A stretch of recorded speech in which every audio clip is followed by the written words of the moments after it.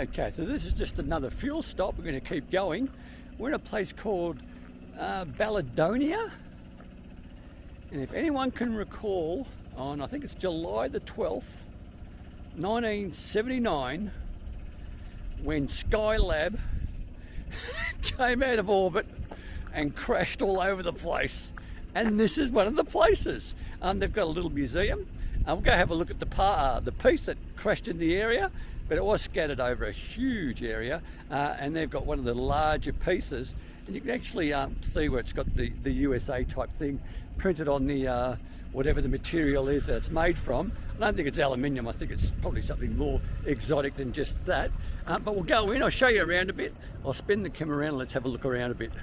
So once again, like most sort of roadhouses, they have everything you need. They've got a truck stop, they've got a little hotel, motel if you're coming by car and car only. You've got areas for caravans, motorhomes, you've got all your fuel, and a little bit further up there is also an electric fast charging station, which is good. At the moment, due to severe shortages, water is not available. So there you go, that's the only sign that's a little bit different. And we'll go and have a look at this Skylab that crashed, because I recall as a kid it made the papers and us kids at school were quite curious, and I think one of the teachers gave us a lesson about it. But it's in here and it's on your right. So there you have it. That's it.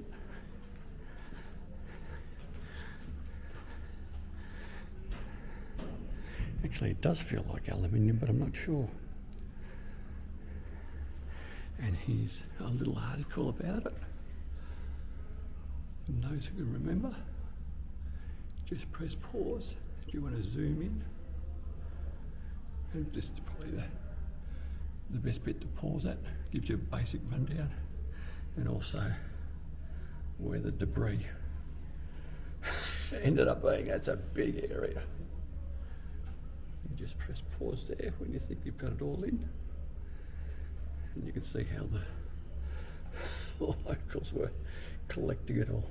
Very good.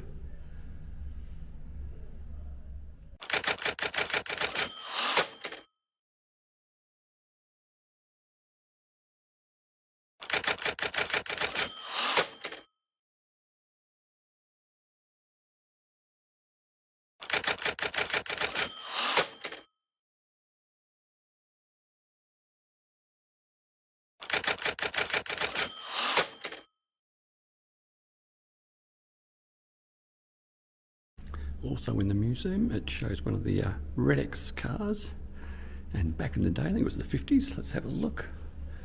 They had races that went right around Australia to see which vehicles had the best reliability, and I think that's more important than a car race. So there you have it. So as you can see, it really did go right around. Obviously there was two routes as the years changed, and in the 50s they should be doing that more often, I think, maybe with electric cars as well, to give them all a chance to see who can get around the quickest.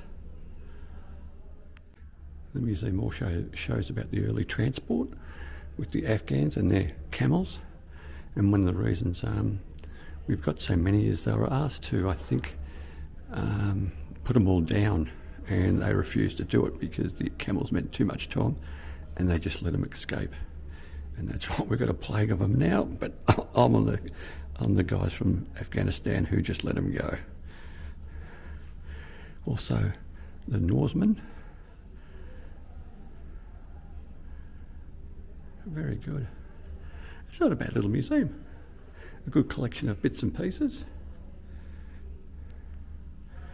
Very good. There it is, Afghans. So we were taught at school that the Afghans did all the major transport for everything from pipelines to railways to everything. And they were very good at what they did, and they really cherished their camels and refused to give them up or put them down when the jobs were complete. There's your fauna and flora there and there. And once again, it's just a matter of if you're coming through this way to stop, give yourself a few minutes, maybe have a cup of coffee and have a look at the museum. There's always something to see. And as you can see, there's got a little coffee shop. There's food to be had. There's coffees. There's a lot. There's spaghetti, t-shirts, souvenirs. There's everything here. So if you are stopping, it's not a bad stop. There's even oil if your car's playing up.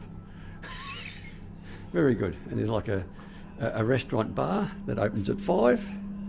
We can actually sit down and have a meal. There is Wi-Fi, and the Wi-Fi sort of just works within the boundary of the restaurant and the cafe.